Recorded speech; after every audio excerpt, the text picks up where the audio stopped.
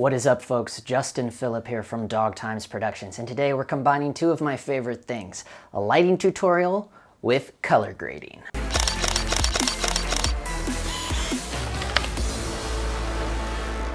Maybe you saw my last video where Buttery Films sent me over their Natural Rec 709 LUTs for both the Pocket 4K and the GH5. Just a disclaimer, some people have been reaching out to Mateo and those guys and saying, hey man, I saw that your LUTs are just like a go-to to match the V-Log with the BlackMagic film log.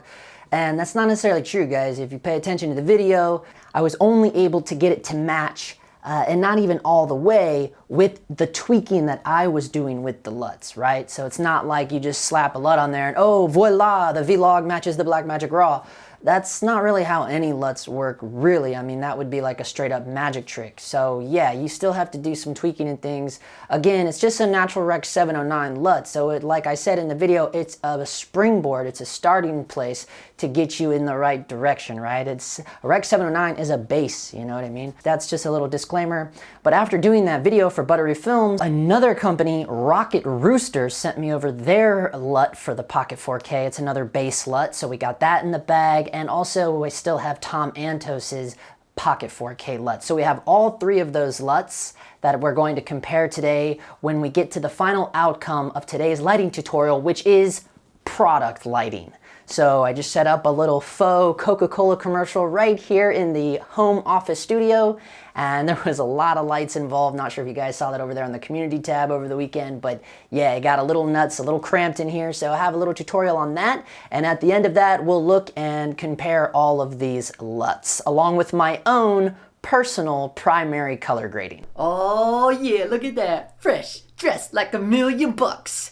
Look at that. I just set up like a little fake, I guess, spec commercial, if you want to call that, but it's not really that. It was just for the channel, more or less, but a little Coca-Cola commercial. So I had a bottle of the best Coca-Cola. The best Coke, and how you know it's the real deal? When it says Hecho en Mexico. And so I thought, yeah, we'll use that. They come in big, nice glass bottles. I went to the dollar store, picked up a few items, these ketchup mustard bottles. I was looking for a nice picnicky tablecloth because, you know, when I think of Coca-Cola, I kind of think of all American, you know, even though we're showcasing the ones that are made in Mexico. And if you're wondering why that is, it's because they just put real cane sugar in it. That's why they're the best.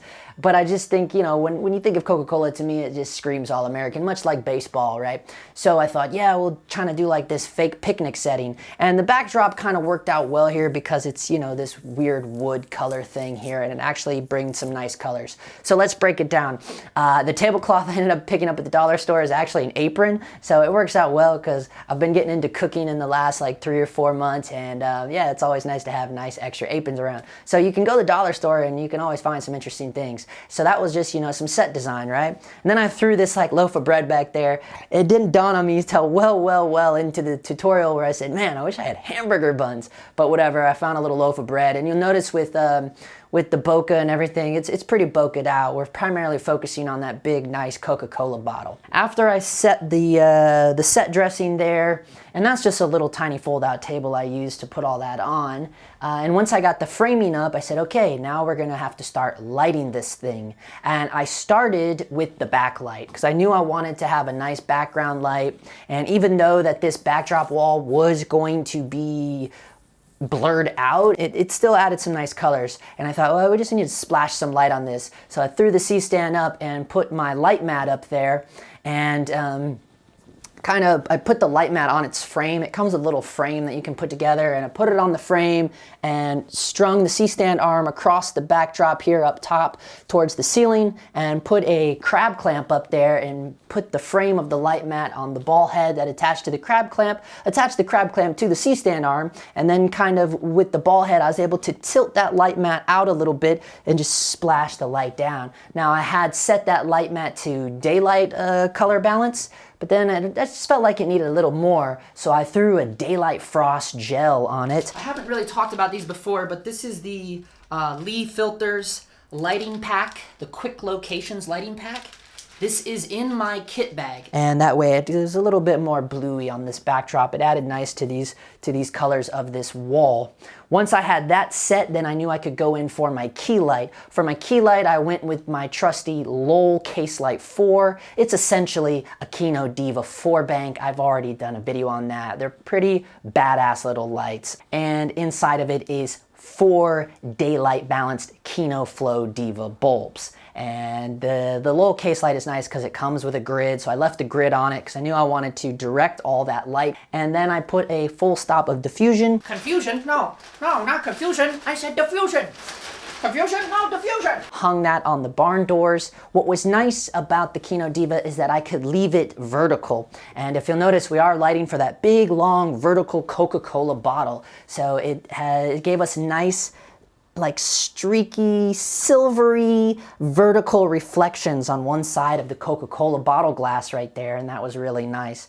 That's what's kind of cool about those Kino Diva lights. You can put them horizontal or vertical with just a flick of the little lollipop arm on the light stand, and it's kind of cool. And you can still, with the barn doors and with a sheet of diffusion, you can easily turn it into your own little softbox. So if you're looking for a more affordable item, rather than like dropping close to $1,000 on the Aperture 300D, you know, you might want to look into picking up some of these secondhand Kino Diva banks, because that 4 bank is pretty powerful. Again, I highly recommend you check out that video. It's in my backlog, y'all. And this was a very small area, so I only had to go with 1 bulb on with that. Like I said, it holds 4 bulbs and I only put 1 on, right? And so you got 1 bulb in there, full grid, full diffusion, so it just gives you an idea of how powerful those lights are.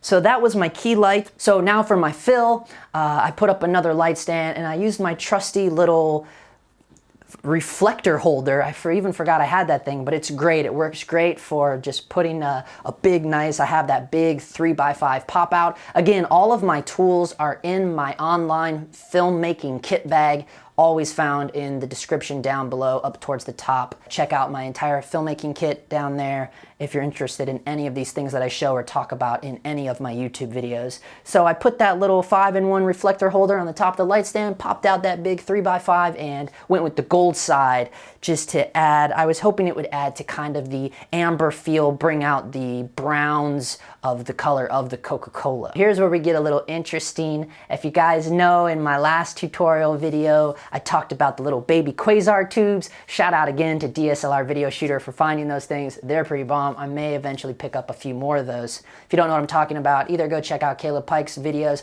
or check out my last lighting tutorial.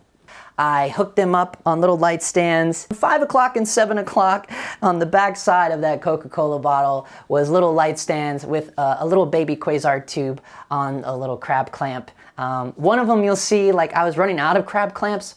So you'll see here where I was showing this new little thing that I picked up from Small Rig, which goes onto, it goes onto a 15mm rod, and then it has a soft, it's actually made to hold the shotgun mics or boom mics because it has a shock absorbing material inside the clamp, but it actually worked out well with the little baby quasar tube. And then I had to really do some jury rigging, so I had this other 15mm rod that had quarter 20 holes in it and screwed in the quarter 20 hole that's in the 15mm rod to put onto a ball head, which went onto the light stand, and then the little shock absorbent holder was able to slide on with the 15mm rod, and then I put the baby quasar tube in there. It got we went very dark brown on this, okay? So if you guys are familiar with my channel, you know I get a little dark brownie putting all this weird stuff together. So yeah, I had those little quasar tubes. I put them vertical again. You know, we want to try to keep our lights vertical to match the bottle, and both of those really provided a really awesome kicker light on each side. It really made that Coca-Cola bottle pop out from the background. And I lit each of those with, I think they were just set on the bicolor setting. Those little baby quasar tubes, they have a full tungsten setting, full daylight setting, and then they have like this interesting bicolor setting, which is a pretty good mixture. It's probably around 42 to 4400 Kelvin, to be honest. So that's what I had that on to shine that there. Then I went a little bit toppy. I just wanted a little top light to just have a little pop in it, just to make not only like the entire bottle kind of pop out, but it really had a little pop even to the cap, and mainly just to add more light to this Coca-Cola bottle. So what I did is I went Doc Brown on it again and popped out a boom mic holder. So it's actually to hold a boom mic, and I ended up just putting a little tiny baby LED panel on the end of that boom pole just to add a little bit of light. Those little baby LEDs don't provide much punch, but it was actually perfect for just the little bit of kick that I wanted for the top light right above the Coca-Cola bottle.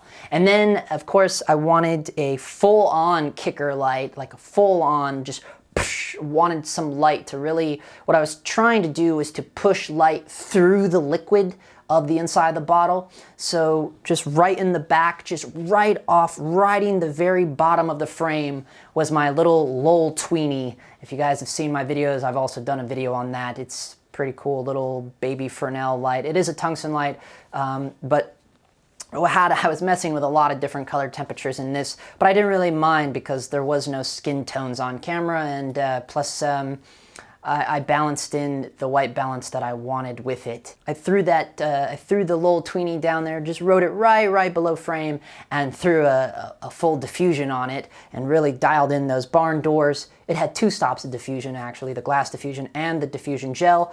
Popped in those barn doors, kept it nice and vertical again, and just shined it straight through the back of the Coca-Cola bottle. And that's how we got that. And then I didn't have any special Hollywood tricks like oil or glycerin mixed with water to spray on the Coca-Cola bottle. So I just simply threw it in the freezer after I got all my lights set and the framing set, and I turned all the equipment off, threw the Coca-Cola in the freezer for a little bit, and then popped it out of there, and this is what we get.